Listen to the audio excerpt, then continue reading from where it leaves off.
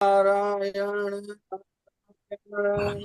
नारायण बहिना श्रीमन्नारायण नारायण नारायण श्रीमन् श्रीमन्नारायण नारायण नारायण लक्ष्मी नारायण नारायण नारायण लक्ष्मी बद्री नारायण नारायण नारायण नारायण हरि नारायण नारायण नारायण हरि हरि नारायण नारायण नारायण बोलो लक्ष्मी नारायण भगवान की की जय। जय। गुरु ब्रह्मा गुरु विष्णु गुरुर्देवो महेश्वरः गुरुर् साक्षात् परब्रह्म तस्मै श्री गुरुवे नमः। बड़े हर्ष का विषय है। सभी लोग अपने अपने घरों में बैठ करके विज्ञान का लाभ उठाते हुए श्रीमद् भागवत का रसास्वादन, कथा का रसास्वादन हो रहा है। अब हम द्वादश अध्याय पर पहुंच चुके हैं। आज द्वादश अध्याय, द्वादश स्कंद के द्वादश अध्याय पे आज हम श्रीमद् भागवत की पूरी कथा का सार सारांश के रूप में पढ़ेंगे और सुनेंगे। यह बड़ा शुभ अवसर है जिसमें भगवत कृपा हमारे ऊपर बनी हुई है और हम लोगों को ऐसा अवसर प्राप्त हुआ है। सभी को जय सिया राम। सूतुवाच नमो धर्माय महते नमः कृष्णाय वेधसे ब्राह्मणेभ्यो नमस्कृत्य धर्मान् वक्षये सनातनान् एतद्वः कथितं विप्रः विष्णोश्चरितमद्भुतं भवदभिरदहं पृष्टो नराणं पुरुषोचितम्। सूत जी कहते हैं, भगवत भक्ति रूप महान धर्म को नमस्कार है। विश्व विधाता भगवान श्री कृष्ण को नमस्कार है। अब मैं ब्राह्मणों को नमस्कार करके श्रीमद् भागवत वक्ता सनातन धर्मों का संक्षिप्त विवरण सुनाता हूँ। सौनकादि ऋषियों, आप लोगों ने मुझसे जो प्रश्न किया था उसके अनुसार मैंने भगवान विष्णु का यह अद्भुत चरित्र सुनाया। यह सभी मनुष्यों के श्रवण करने योग्य है। अत्र संकीर्तितः साक्षात् सर्व पापहरो हरिः नारायणो ऋषिकेशो भगवान सात्वाम पतिः। इस श्रीमद् भागवत पुराण में सर्व पापापहारी स्वयं भगवान श्री हरि का ही संकीर्तन होता है। वे ही सबके हृदय में विराजमान है, सबकी इंद्रियों के स्वामी, प्रेमी भक्तों के जीवन धन है। अत्र ब्रह्म पुरम गुह्यम जगतः प्रभवाप्ययम् ज्ञानम च तदुप्याख्यानम प्रोक्तम विज्ञान संयुतम। इस श्रीमद् भागवत पुराण में परम रहस्यमय, अत्यंत गोपनीय ब्रह्म तत्व का वर्णन हुआ है। उस ब्रह्म में ही इस जगत की उत्पत्ति, स्थिति और प्रलय की प्रतीति होती है। इस पुराण में उसी परम तत्व का अनुभवात्मक ज्ञान और उसकी प्राप्ति के साधनों का स्पष्ट निर्देश है। भक्ति योग समाख्यातो वैराग्यम च तदाश्रयम पारीक्षित मुपाख्यानम नारदाख्यानमेव च। सौनकादि, इस महापुराण के प्रथम स्कंद में भक्ति योग का भली भांति निरूपण हुआ है और साथ ही भक्ति योग से उत्पन्न एवं उसको स्थिर रखने वाले वैराग्य का भी वर्णन किया गया है। परीक्षित की कथा और व्यास नारद संवाद के प्रसंग से नारद चरित्र भी कहा गया है। राज ऋषि परीक्षित, ब्राह्मण का शाप हो जाने पर किस प्रकार गंगा तट पर अनशन व्रत लेकर बैठ गए और ऋषि परवर श्री सुखदेव जी साथ किस प्रकार उनका संवाद प्रारंभ हुआ, यह कथा भी प्रथम स्कंद में ही है। योग धारण योत क्रांति संवादो नारदाजयो अवतारानुगीतम च सर्गः प्राधानिकोर्गतः। योग धारणा के द्वारा शरीर त्याग की विधि, ब्रह्मा और नारद का संवाद, अवतारों की संक्षिप्त चर्चा और महतत्व आदि के क्रम से प्राकृतिक सृष्टि की उत्पत्ति आदि विषयों का वर्णन द्वितीय स्कंद में हुआ है। विदुरो विद विद विदुर उद्धव संवाद क्षित्री मैत्रेयोस्ततः पुराण संहिता प्रश्नो महापुरुष संस्थिति। तीसरे स्कंद में पहले पहल विदुर जी और उद्धव जी के और तदंतर विदुर तथा मैत्रेय जी के समागम और संवाद का प्रसंग है। इसके पश्चात पुराण संहिता के विषय में प्रश्न है और फिर प्रलय काल में परमात्मा किस प्रकार स्थित रहते हैं इसका निरूपण है। गुणों के क्षोभ से प्राकृतिक सृष्टि और महतत्व आदि 7 प्रकृति विकृतियों के द्वारा कार्य सृष्टि का वर्णन है। इसके बाद ब्रह्मांड की उत्पत्ति और उसमें विराट पुरुष की स्थिति का स्वरूप समझाया गया है। कालस्य स्थूल सूक्ष्मस्य गति पद्म समुद्भवः भू उद्धरणे अम्बोदेहिन्याक्षवदो यथा। तदंतर स्थूल सूक्ष्म काल का स्वरूप, लोक पद्म की उत्पत्ति, प्रलय समुद्र से पृथ्वी का उद्धार करते समय वराह भगवान भगवान का स्वरूप, वराह भगवान के द्वारा हिरण्याक्ष का वध, देवता पशु पक्षी और मनुष्यों की सृष्टि एवं रुद्रों की उत्पत्ति का प्रसंग है। इसके पश्चात उस अर्ध नारी नर के स्वरूप का विवेचन है जिससे स्वयंभू मनु और स्त्रियों की अत्यंत उत्तम आद्या प्रकृति शत्रुपा का जन्म हुआ था।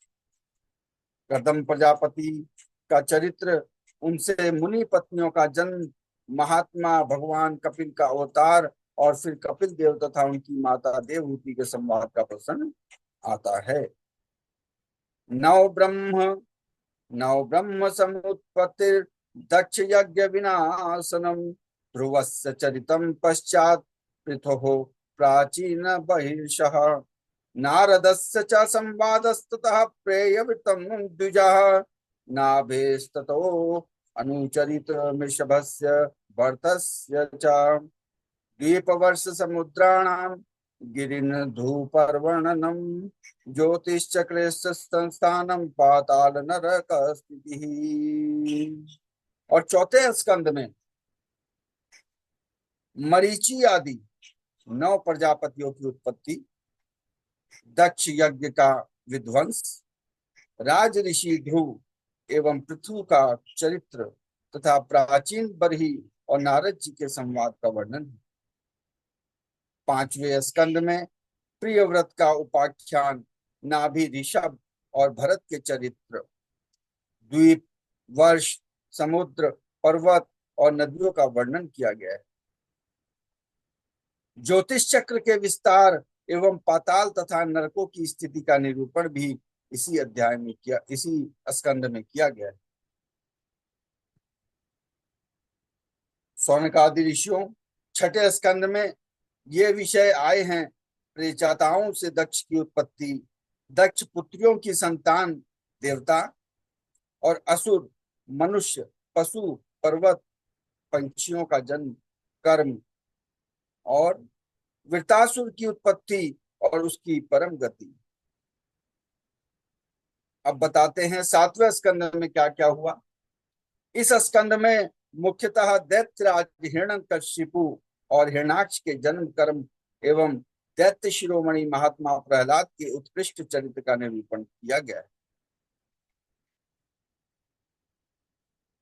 मनवंत्रानुकथनम गजेन्द्रस्य विमोक्षणम मन्वंतरावताराश्च विष्णोर्हयशिरादयः कौर्मधान्वन्तरं मातस्यं वामनं च जगत्पतेः क्षीरोदमथनं तद्वद् मृतार्थे दिवोकसाम्। देवासुर महायुद्धम राजवंशानुकीर्तनम इक्ष्वाकु जन्म तद्वंशः सद्युमग्नस्य महात्मना। आठवें स्कंद में मनमंत्रों की कथा है, गजेंद्र मोक्ष की कथा है। विभिन्न मनमंत्रों में होने वाली जगदीश्वर भगवान विष्णु के अवतार कौन कौन से अवतार हैं? कूर्म, मत्स्य, वामन, धन्वंतरी, हयग्रीव, ये अवतार भगवान विष्णु ने लिए। अमृत प्राप्ति के लिए देवताओं और दैत्यों का समुद्र मंथन हुआ, देवासुर संग्राम हुआ। यह सारा वर्णन आठवें स्कंद में सुनने को मिलता है। नवें स्कंद में मुख्य तौर पर राज्य वंशों का वर्णन है। इक्ष्वाकु के जन्म कर्म का, वंश विस्तार का, महात्मा सद्युमग्न, इला एवं तारा के उपाख्यान, इन सब का वर्णन किया गया है। सूर्यवंश का वृतांत, शाशाद और नृग आदि राजाओं का वर्णन, सुकन्या का चरित्र, शर्याती खटवांग, मानधाता, सौभरी, सगर, बुद्धिमान, कुस्थ और कौशलेंद्र भगवान राम के सर्व पापहारी चरित्र का वर्णन भी इसी स्कंद में है। तदंतर निमिका देह त्याग और जनकों को की उत्पत्ति का वर्णन इसी स्कंद में है। रामस्य भार्गवेन्द्रस्य निक्षत्रकर्णं भुवः एलस्य सोमवंशस्य ययातन्हुखस्य च। यहाँ लिखा है रामस्य भार्गवेन्द्रस्य। राम मतलब यहाँ राम भृगुवंश शिरोमणि परशुराम जी के लिए इस्तेमाल किया गया है। राम जी का, इसीलिए भगवान विष्णु का स्वरूप परशुराम जी को माना जाता है। रामस्य भार्गवेन्द्रस्य, भृगुवंश के शिरोमणि परशुराम जी का क्षत्रिय संहार करना, चंद्रवंशी नरपति पुरुरवा, ययाति, नुहुस, दुष्यंत नंदन भरत, संतनु और उनके पुत्र भीष्म आदि की संक्षिप्त कथाएं भी नवम स्कंद में ही आती हैं। सबके अंत में ययाति के बड़े लड़के यदु का वंश विस्तार कहा गया है। यत्रावतीर्णो भगवान कृष्णाख्यो जगदीश्वरः वसुदेव गृहे जन्म ततो वृद्धिश्च गोकुले तस्य कर्माण्य पाराणि कीर्तितान्यसुरद्विषः पूतना सूपयः पानं सकटोच्चाटनं शिशोः। और क्या है? सौनकादि ऋषियों, इसी यदुवंश में जगतपति भगवान श्री कृष्ण ने अवतार लिया, ग्रहण किया इस अवतार को। उन्होंने अनेक असुरों को संहार किया। उनकी लीलाएं इतनी हैं कि कोई पार नहीं पा सकता। फिर भी दसम स्कंद में उनकी कुछ कीर्तन किया गया है। वसुदेव की पत्नी देवकी के गर्भ से उनका जन्म हुआ, गोकुल में नंद बाबा के घर उनका पालन पोषण हुआ, वहां जाकर बड़े हुए। पूतना के प्राणों के को दूध के साथ पी लिया, बचपन में ही छकड़े को उलट दिया। तृष्णा व्रत बकासुर एवं वत्सासुर पीस डाला, सपरिवार धेनुकासुर और प्रलंबासुर को मार डाला। दावन लय से घिरे गोपों की रक्षा की, कालिये नाग का दमन किया, अजगर से नंद बाबा को छुड़ाया। इसके बाद गोपियों ने भगवान को पति रूप से प्राप्त करने के लिए व्रत किया। व्रत व्रतचर्या तु कन्यानाम यत तुष्टो अच्युतो व्रत है। इसके बाद गोपियों ने भगवान को पति रूप में प्राप्त करने के लिए व्रत किया और भगवान श्री कृष्ण ने प्रसन्न होकर उन्हें अभिमत कर दिया। प्रसादो यज्ञ पत्नीभ्यो विप्राणाम चानुतापनम। उनके पतियों ब्राह्मणों को बड़ा पश्चाताप हुआ। भगवान ने यज्ञ पत्नियों पर कृपा की, उनके पतियों यानी ब्राह्मणों को बड़ा पश्चाताप हुआ। गोवर्धन धारण की लीला करने पर इंद्र और कामधेनु ने आकर भगवान का यज्ञाभिषेक किया। शरद ऋतु की रात्रियों में वृज सुंदरियों के साथ रास क्रीड़ा की। दुष्ट शंखचूड़, अरिष्ट और केशी के वध की लीला हुई। तदंतर अक्रूर जी मथुरा से वृंदावन आए और उनके साथ भगवान श्री कृष्ण तथा बलराम जी ने मथुरा के लिए प्रस्थान किया। उस प्रसंग पर ब्रज सुंदरियों ने जो विलाप किया था उसका वर्णन इसी स्कंद में है। राम और श्याम ने, राम बलराम के लिए है और श्याम हमारे भगवान कृष्ण के लिए है। राम और श्याम ने मथुरा में जाकर वहां की सजावट देखी। जग में सुंदर है दो नाम, चाहे कृष्ण कहो या राम। जग में सुंदर है दो नाम, चाहे कृष्ण कहो या राम। तो राम और श्याम ने मथुरा में जाकर वहां की सजावट देखी। कुबलया, पीड़ हाथी, मुष्टिक, चाड़ूर एवं कंस आदि का संहार किया। सांदीपनी गुरु के यहाँ विद्या अध्ययन करने गए और उनके मृत पुत्र को लौटा लाए। सौनकादिक ऋषियों, जिस समय भगवान श्री कृष्ण मथुरा में निवास कर रहे थे उस समय उन्होंने उद्धव और बलराम जी के साथ यदुवंशियों का सब प्रकार से प्रिय और हित किया। जरासंध कई बार बड़ी बड़ी सेनाएं लेकर आया और भगवान ने उनका उद्धार करके पृथ्वी का भार हल्का कर दिया। काल यवन मुकुंज मुचुकुंद काल यवन और मुचुकुंद से भस्म करा दिया। द्वारकापुरी बसाकर रातों रात सबको वहां पहुंचा दिया। स्वर्ग से कल्प वृक्ष एवं सुधर्मा सभा ले आए। भगवान ने दल के दल शत्रुओं को युद्ध में पराजित करके रुक्मणी का हरण किया।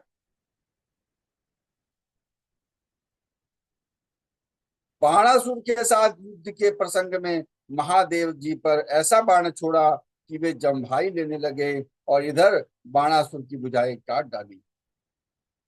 प्राग ज्योतिषपुर के स्वामी भौमासुर को मारकर 16,000 कन्याएं ग्रहण की। शिशुपाल, पौंड्रक, साल्व, दुष्ट दंत वक्त्र, संबरासुर, विविध पीठमुर, पुंजजन, पंचजन आदि दैत्यों के बल और उसका वर्णन करके यह बात बतलाई गई कि भगवान ने उन्हें कैसे कैसे मारा। भगवान के चक्र ने काशी को जला दिया और फिर उन्होंने भारतीय युद्ध में पांडवों को निमित्त बनाकर पृथ्वी का बहुत बड़ा भार उतार दिया। विप्रशापाप देशेन संहारः स्वकुलस्य च, उद्धवस्य च संवादो वासुदेवस्य चाद्भुतः।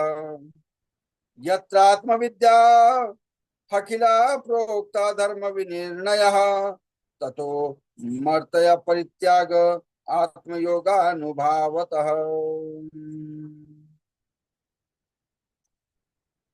सौनक आदि ऋषियों, 11वें स्कंद में इस बात का वर्णन हुआ कि भगवान ने ब्राह्मणों के शाप के बहाने किस प्रकार यदुवंश का संहार कर दिया।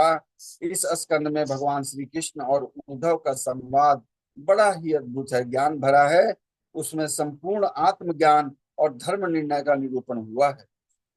अंत में यह बात बताई गई कि भगवान श्री कृष्ण ने अपने आत्म योग के प्रभाव से किस प्रकार मृत्यु लोक का परित्याग कर दिया। 12वें स्कंद में विभिन्न युगों के लक्षण, उसमें रहने वाले लोगों के व्यवहार का वर्णन किया गया तथा यह भी बतलाया गया कि कलयुग में मनुष्यों की गति विपरीत होती है। 4 प्रकार के प्रलय, 3 प्रकार की उत्पत्ति का वर्णन भी इसी स्कंद में है। इसके बाद परम ज्ञानी राज ऋषि परीक्षित के शरीर त्याग की बात कही गई है। तदंतर वेदों के शाखा विभाजन का प्रसंग आया है। मार्कंडे जी की सुंदर कथा, भगवान के अंग उपांगों का स्वरूप कथन और सबके अंत में विश्वात्मा भगवान सूर्य के गणों का वर्णन है। शौनकादि ऋषियों, आप लोगों ने इस सत्संग के अवसर पर मुझसे जो कुछ पूछा था उसका वर्णन मैंने कर दिया। इसमें संदेह नहीं कि इस अवसर पर मैंने इस तरह के भगवान की लीला और उनके अवतार चरित्रों का कीर्तन ही किया है। जो मनुष्य गिरते पड़ते फिसलते, दुख भोगते अथवा छींकते समय विवशता से भी ऊंचे स्वर से बोल उठता है, क्या बोलता है? सब लोग बोलिए, हरे नमः, हरे नमः, हरे हरे नमः। नमः, हरे नमः, हरे नमः। ये शब्द बोलते ही वह सब पापों से मुक्त हो जाता है।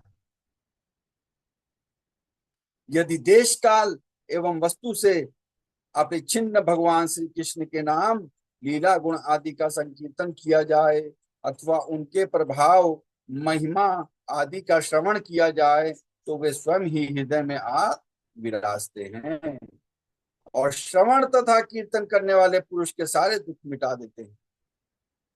कैसे मिटाते हैं? ठीक वैसे ही जैसे सूर्य अंधकार को और आंधी बादलों को तितर बितर कर देती है, उसी प्रकार से जिस वाणी के द्वारा घटघटवासी अविनाशी भगवान के नाम, लीला गुण आदि का उच्चारण नहीं होता, वह वाणी भावपूर्ण होने पर भी निरर्थक है। तुलसीदास ने भी बोला है ना,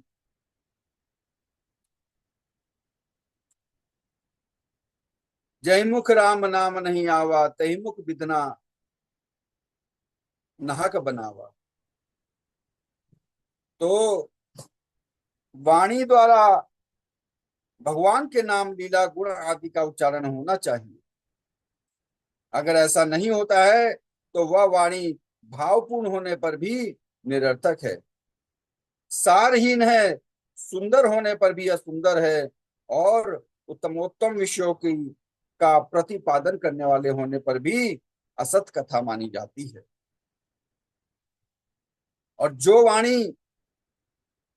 सुर जो वाणी और वचन भगवान के गुणों से परिपूर्ण रहते हैं, वे ही परम पावन हैं, वे ही मंगलमय हैं और वही परम सत्य है।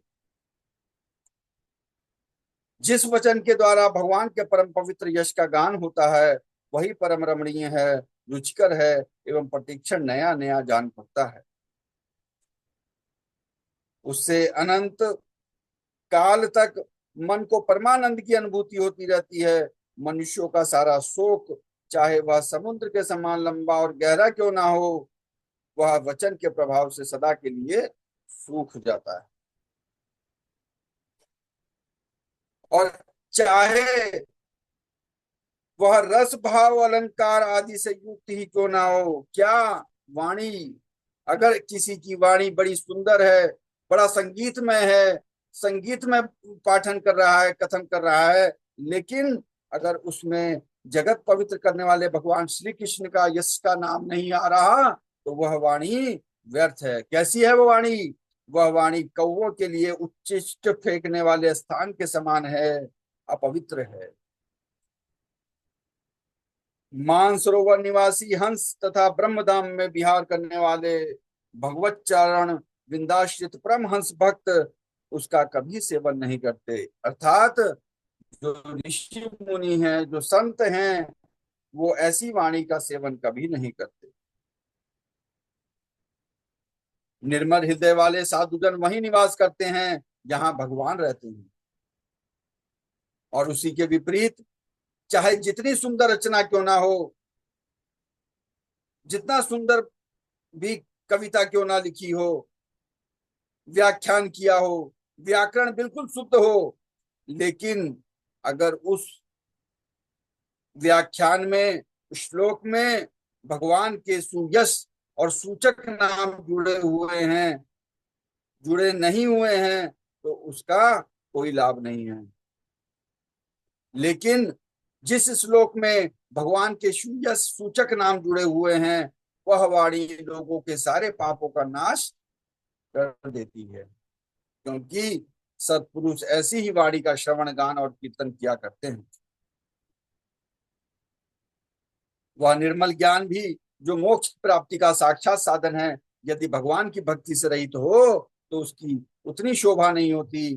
फिर जो कर्म भगवान को अर्पण नहीं किया गया, वह चाहे कितना ही ऊंचा क्यों ना हो, सर्वदा अमंगल रूप रहता है और दुख देने वाला होता है। वर्णाश्रम के अनुकूल, अभी हम वर्ण की बात कर रहे थे, वर्णाश्रम के अनुकूल आचरण, तपस्या और अध्ययन आदि से केवल परिश्रम किया जाता है और उसका फल क्या मिलता है? यश मिलता है और लक्ष्मी प्राप्ति होती है, वर्णाश्रम के हिसाब से अगर चला जाए। लेकिन परंतु भगवान के गुण लीला नाम आदि का श्रवण कीर्तन आदि हो तो उनके श्री कमलों की अविचल स्मृति प्रदान होती है। भगवान श्री कृष्ण के चरण कमलों की अविचल स्मृति सारे पाप और ताप और अमंगलों को नष्ट कर देता है, परम शांति का विस्तार करता है, अंतःकरण शुद्ध हो जाता है, परम वैराग्य की ओर मन जाता है और भगवान के स्वरूप का दर्शन होता है। सौनकादिक ऋषियों, आप लोग बड़े भाग्यवान हैं, धन्य हैं, धन्य हैं, क्योंकि आप लोग बड़े प्रेम से निरंतर अपने हृदय में सर्वांतर्यामी, सर्वात्मा, सर्वशक्तिमान, आदि देव, सबके आराध्य देव एवं स्वयं दूसरे आराध्य देव से रहित नारायण भगवान की स्थापित करने का भजन करते रहते हैं। जिस समय राज ऋषि परीक्षित अनशन करके बड़े बड़े ऋषियों भरी सभा में सबके सामने श्री सुखदेव महाराज से श्री भागवत कथा सुन रहे थे, उस समय ही कौन कह रहा है? सूत जी कह रहे हैं कि उस समय ही मैं उनके साथ बैठ करके मैंने भी उन्हीं परम ऋषि के मुख से इस आत्मतत्व का श्रवण किया था। आप लोगों ने उसका स्मरण कराकर मुझ पर बड़ा अनुग्रह किया, मैं इसके लिए आप लोगों का बड़ा ऋणी हूं। वक्ता ऋणी होता है श्रोता का, श्रोता प्रश्न करता है तो वक्ता ध्यान लगाता है, और वक्ता तब ध्यान लगाता है तो भगवान का ध्यान लगाता है, इसी बहाने ध्यान लगता है। इसलिए सौनकादिक ऋषियों, भगवान वासुदेव की एक एक लीला सर्वदा श्रवण कीर्तन करने योग्य है। मैंने इस प्रसंग में उन्हीं की महिमा का वर्णन किया है, जो सारे अशुभ संस्कारों को धो बहाती है। जो मनुष्य जो मनुष्य एकाग्र चित्त से एक पहर अथवा एक क्षण भी प्रतिदिन इसका कीर्तन करता है और जो श्रद्धा के साथ इसका श्रवण करता है, वह अवश्य ही शरीर सहित अपने अंतःकरण को पवित्र बना लेता है। और जो पुरुष द्वादशी अथवा एकादशी के दिन इसका श्रवण करता है, आज द्वादशी है, वह दीर्घायु हो जाता है। और जो संयम पूर्वक निराहार रहकर पाठ करता है, उसके पहले के पाप तो नष्ट होते ही हैं, पाप की प्रवृत्ति भी नष्ट हो जाती है। जो मनुष्य इंद्रियों और अंतःकरणों को अपने वश में करके उपवास करके पूर्वक पुष्कर में जाकर, मथुरा जाकर, द्वारका में जाकर इस पुराण संहिता का पाठ करता है, वह सारे भयों से मुक्त हो जाता है। जो मनुष्य इसका श्रवण या उच्चारण करता है, उस इसके कीर्तन को करता है, देवता मुनि सिद्ध पितर मनु और नरपति संतुष्ट हो जाते हैं, उसकी अभिलाषाएं पूर्ण करते हैं। ऋग्वेद, यजुर्वेद, सामवेद पाठ से ब्राह्मण को मधुकुल्या, धतकुल धतकुल्या धतकुल्या और पैकुल्या, मधु, घी और दूध की नदियां, अर्थात हर प्रकार की सुख समृद्धि की प्राप्ति होती है। तो वही फल श्रीमद् भागवत के पाठ से भी मिलता है। जो द्विज संयम पूर्वक इस पुराण संहिता का अध्ययन करता है, उसे उसी परम पद की प्राप्ति होती है जिसका वर्णन स्वयं भगवान ने किया है। इसके अध्ययन से ब्राह्मणों को ऋतंबरा प्रज्ञा की प्राप्ति होती है, अर्थात तत्व ज्ञान की बुद्धि प्राप्त होती है। और क्षत्रियों को समुद्र पर्यंतर भूमंडल का राज्य प्राप्त होता है। वैश्य को कुबेर का पद प्राप्त होता है। शूद्र सारे पापों से छुटकारा पा जाते हैं। भगवान ही सबके स्वामी हैं, समूह के समूह कमलों का विध्वंस करने वाले हैं, समूह के समूह कलिमलों का ध्वंस करने वाले हैं। तो उनका वर्णन करने के लिए बहुत से पुराण हैं, परंतु उनमें सर्वत्र और निरंतर भगवान का वर्णन नहीं मिलता। श्रीमद् भागवत महापुराण में तो प्रत्येक कथा प्रसंग में पद पद पर सर्वस्वरूप भगवान विष्णु का ही वर्णन हुआ है। जन्म मृत्युवादी विकारों से रहित, देश काल अधिकृत, परिच्छेदों से मुक्त एवं स्वयं आत्मत्व ही है। जगत की उत्पत्ति स्थिति प्रलय करने वाली शक्तियां भी उनकी स्वरूप भूति ही हैं, भिन्न नहीं। ब्रह्मा शंकर इंद्र आदि लोकपाल भी उनकी स्तुति करना लेश मात्र भी नहीं जानते। उन्हीं एक रस सच्चिदानंद स्वरूप परमात्मा को मैं नमस्कार करता हूँ, जिन्होंने अपने स्वरूप में ही प्रकृति आदि 9 शक्तियों को संकल्प करके इस चराचर जगत की सृष्टि की है और जो इसके अधिष्ठात रूप से स्थित है, जिनका परम पद केवल अनुभूति स्वरूप है। उन्हीं देवताओं के आराध्य देव सनातन भगवान के चरणों में मैं नमस्कार करता हूँ।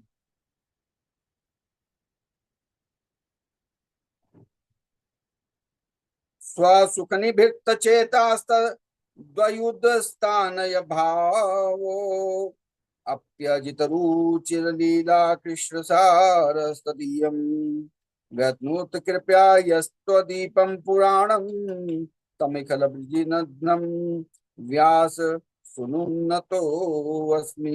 सुखदेव जी महाराज कहते हैं, सुखदेव महाराज कहते हैं, अपने आत्मानंद के आत्म आनंद में ही निमग्न थे।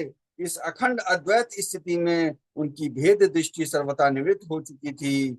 फिर भी मुरली मनोहर श्याम सुंदर की मधुमयी मंगलमयी मनोहारिणी लीलाओं ने उनकी वृत्तियों को अपनी ओर आकर्षित कर लिया और उन्होंने जगत के प्राणियों पर कृपा करके भगवत तत्व को प्रकाशित करने वाले इस महापुराण का विस्तार किया। मैं उन्हीं सर्व पापहारी व्यास नंदन भगवान श्री सुखदेव जी के चरणों में नमस्कार करता हूँ। न तो अस्मि न तो अस्मि न तो अस्मि। इति श्रीमद्भागवते महापुराणे पारमहंस्यां संहितायां द्वादश स्कंदार्थ निरूपणं नाम 12वाध्याय। श्रीमन्नारायण नारायण नारायण श्रीमन्नारायण श्रीमन्नारायण नारायण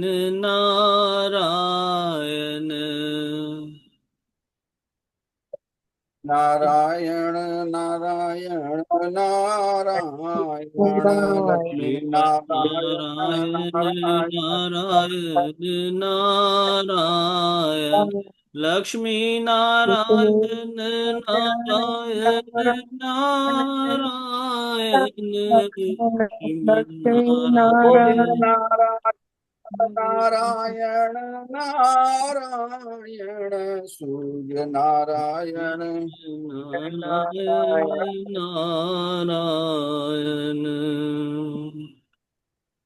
चंद्र नारायण नारायण नारायण चंद्र नारायण नारायण नारायण चंद्र नारायण नारायण नारायण चंद्र नारायण नारायण नारायण श्री हरि नारायण नारायण नारायण श्री हरि श्री नारायण नारायण नारायण राधे नारायण नारायण नारायण ओ विष्णु राधे नारायण नारायण